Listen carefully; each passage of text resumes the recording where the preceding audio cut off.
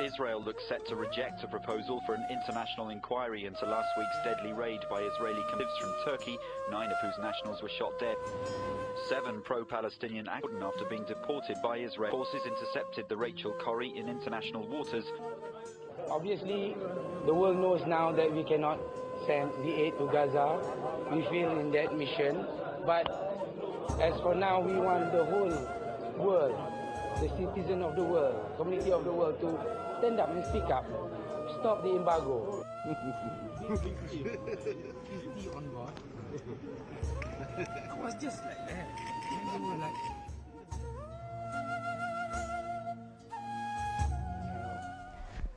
Idea untuk menghantar satu armada kapal, menghantar barangan keperluan bagi penduduk di Gaza adalah cetusan idea daripada Yang Amat Bahagia Tun Dr. Mahathir Mohamad sendiri.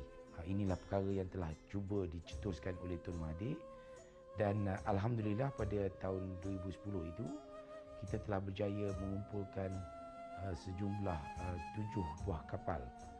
Pada malam pertama pelayaran kami ke Gaza, kami terpaksa menaiki kapal daripada Malta.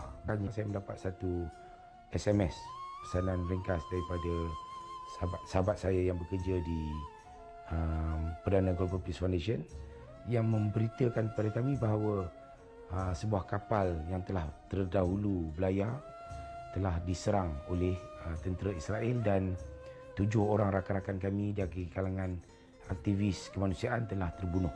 Rasa takut dan sebagainya, tapi kita tekad untuk teruskan. Waktu ditahan tu bila komando dah mula naik ke atas kapal, yang pertamanya saya pun pelik juga, anjing juga naik. Komando tu terus datang dengan kita dengan senapang dan sebagainya, menghalakan kepada semua aktivis. Dan saya sebenarnya pada ketika itu, walaupun saya antara yang termuda di dalam kapal, tetapi berasa cukup takut.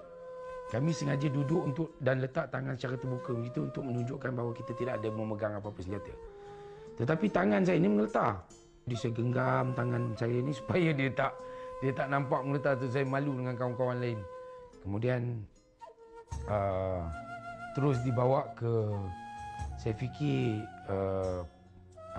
pejabat immigration mereka lah. Di situ kami dikurung juga dalam total darkness.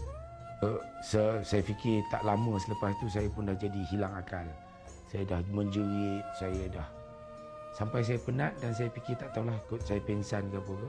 Itu perkara yang paling saya terkesan pada diri saya, mungkin saya boleh katakan 2 perkara lah. Jauhnya saya daripada keluarga. Kita selalu lupa tau. Sebenarnya kita tinggal serumah dengan anak isteri kita, tapi kita sebenarnya jauh daripada mereka. Yang keduanya, saya dah tak takut siapa-siapa lah.